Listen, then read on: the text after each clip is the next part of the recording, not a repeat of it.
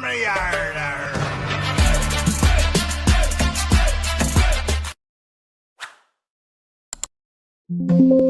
नमस्कार दोस्तों, मैं आपका दोस्त ब्रजमोहन सिंह अपने यूट्यूब चैनल बीबीएन ट्रेडिंग में आपका स्वागत करता हूं।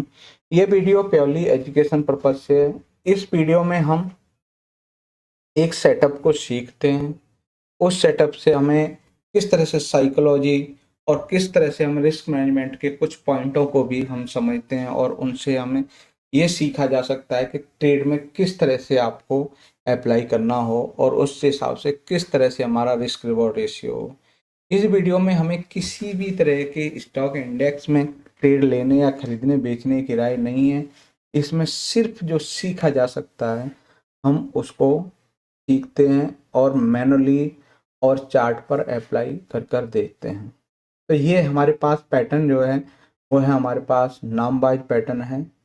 ये 15 प्राइज एक्शन पैटर्न है जिनके नाम हैं। अब उनके हम स्ट्रक्चर वाइज देख लेते हैं, फिर ट्रेडिंग साइकोलॉजी को देख लेते हैं, फिर रिस्क मैनेजमेंट और मनी मैनेजमेंट के कुछ पॉइंट हैं उनको भी देख सकते हैं। ये है हमारे पास ओडी सेटअप, ये है पीपीटी सेटअप, ये है evening star, morning star, virgin CPR, OD rejection, green candle retracement, red candle retracement, M reversal, W reversal, green candle breakout, red candle breakout, gap up rejection, gap down rejection, finally CPR breakout. तो हम ये कहें ये structure wise हैं जो हम daily recap कर लेते हैं। उसके बाद कुछ पॉइंट हैं कि हम जो ईएमए है ना 8 और 20 का ईएमए क्यों यूज करते हैं, उसका मतलब क्या है, वो हमने पर्टिकुलर यहाँ कुछ पॉइंटों को मेंशन किया है जो आपको ये क्लैरिफाई कर सकता है कि पर्टिकुलर हम इसलिए इनका यूज करते हैं। फिर हम बात करते हैं कि अगर कल का जो सीपीआर बना है और आज के सीपीआर को हम कॉलरेशन करें, दोनों को मर्ज करके देखें कि उसके हिसाब से क्या व्यू हो सकता है। तो अगर हम ये सोचें कि उसके व्यू के हिसाब से कहें तो हमारे पास में अगर हाई वैल्यू सीपीआर है तो बुलिश हम कंसीडर करते हैं, लोअर वैल्यू सीपीआर है तो बेयरिश कंसीडर करते हैं। अगर अनचेंज सीपीआर है, इस टाइप का सीपीआर है, तो उस कंडीशन में हम साइडवेज कंसीडर कर सकते हैं। अगर इनसाइड वैल्यू सीपीआर मतलब कल का ये सीपीआर है उसके अंदर आज का सीपीआर है, तो वो ट्रेंडी और ब्रेकआउट को कंसीडर किया जा सकता है। आउटसाइड वैल्यू ये कल का सीपीआर है, उसके बाद में आज का सीपीआर ये, तो ये आपका साइडवेज कंसीडर किया जा सकता है। अब कर देते हैं ओवरलैपिंग, मतलब जो आज का सीपीआर है वो कल का सीपीआर को आज का सीपीआर ओवरलैप करता है। उस कंडीशन में हमें ये आपका बुलिश, मॉडरेट बुलिश कंसीडर कर सकते। ऐसे ही ये कल का मान लो सीपीआर है, उसके नीचे आज का सीपीआर है, इस तरह से अगर वो ओवरलैपिंग करता है लोअर वैल्यू तो वो मॉडरेट बीयरिश माना।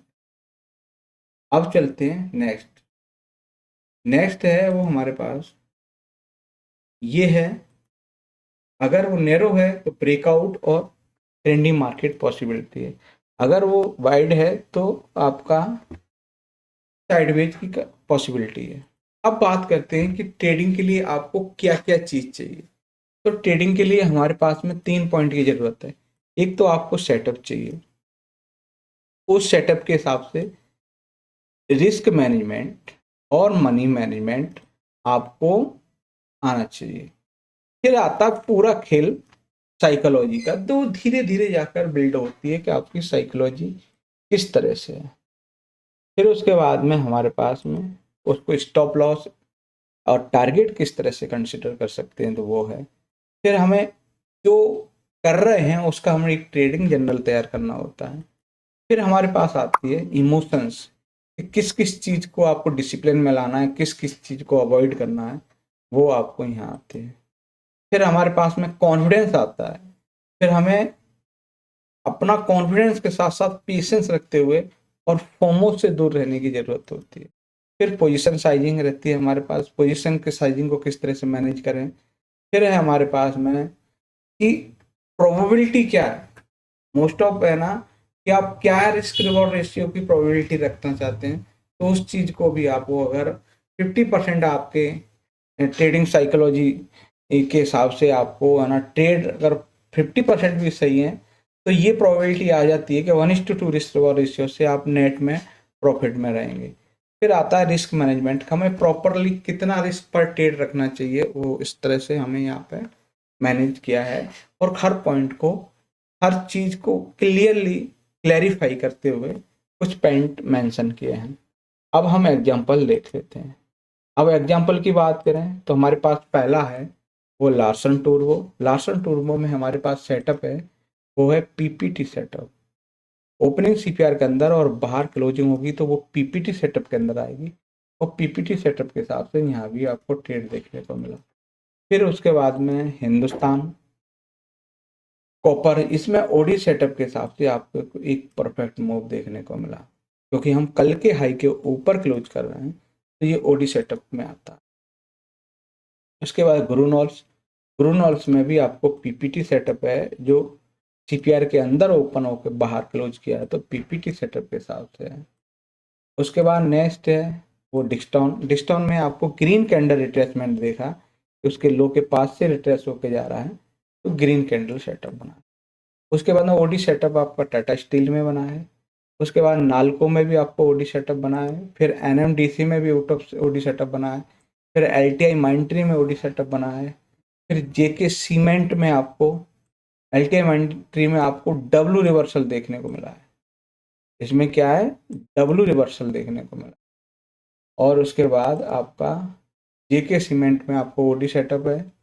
फिर एलटीआई माइंट्री में भी डब्ल्यू रिवर्सल बना है। फिर आपका चोला, इसमें भी ओडी सेटअप है पर वो सेल साइड है। एचसीएल टैग में भी आपको ओडी सेटअप है, अभी टारगेट के पास पहुंचे नहीं है तो ये भी ओडी सेटअप के हिसाब से।